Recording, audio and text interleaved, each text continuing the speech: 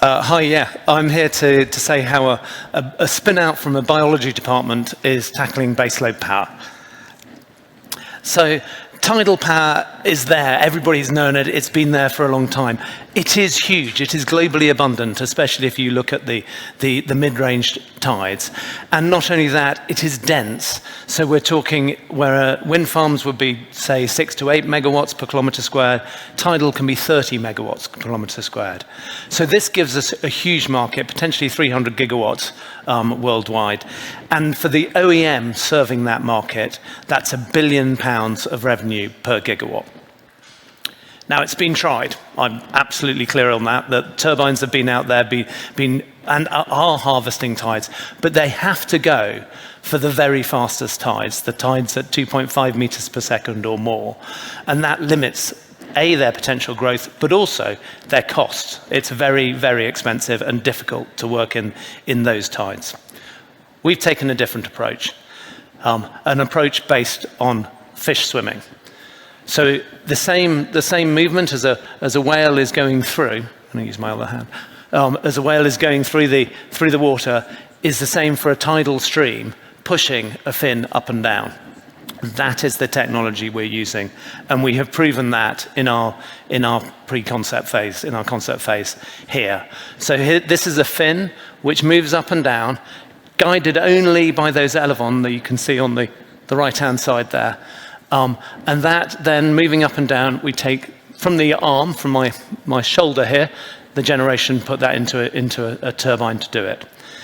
We've patented that, and it is vastly superior to any sort of oscillating hydrofoil before, because they used 30% of the energy to just flip the fin. We're using the tidal stream to do that. What does this look like at scale?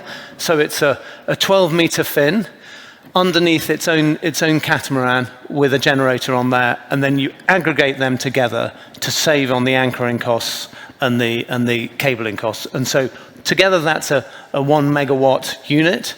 And then what we expect is the Ørsted or Siemens Gamesa, say the big renewable developers, to make arrays of these. So say 500 of these gives you a 500 megawatt array. Key though is that this is going to have a levelized cost of energy that is competitive to offshore wind, yet dependable. So tidal power, completely predictable. It is doing that base load. You've got to get this to be affordable power. And our calculations say that we can do this for $60 per megawatt hour. And doing it by doing the obvious things, making sure that we're manufacturing in quantity, getting the quality there, and also ensuring that the power electronics out of the water, that the fin rises up to stop in storms. So lots of little pieces adding up to that LCOE of £60 per megawatt hour. We've got a great team. You'd expect me to say that, but we have.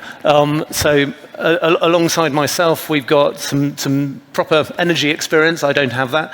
And then Adrian, who's professor of biomechanics at Oxford, and some proper mechanical engineering. That's built out with others in the team. So we're a team of 7 at the moment. With our small pre-seed round that we've got with 3 investors on board, we've built, we've tested, and not only that, sort of on the technical side, we've addressed the market side and our path to persuading the likes of Ørsted and Siemens Gamesa that this is a technology for them to adopt. So we have an MOU with our demonstration site.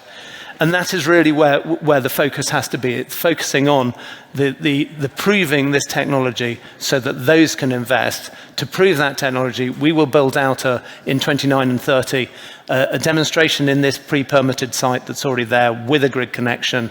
To do that, we need to build a full-scale prototype, and that's the A round we're seeking at the moment to build that prototype and get the lease on the demo, and crucially get the contract from the UK government for that electricity that we will do. And as I say, huge demand potential for this market and a huge revenue opportunity for the OEM. There's a guy called King Canute in our history who was the King of England, Denmark and Norway. And he, proving to his courtiers that he was not all powerful, laid down his gown in front of the tide and said, "You can't stop it." That's what we believe. Thank you.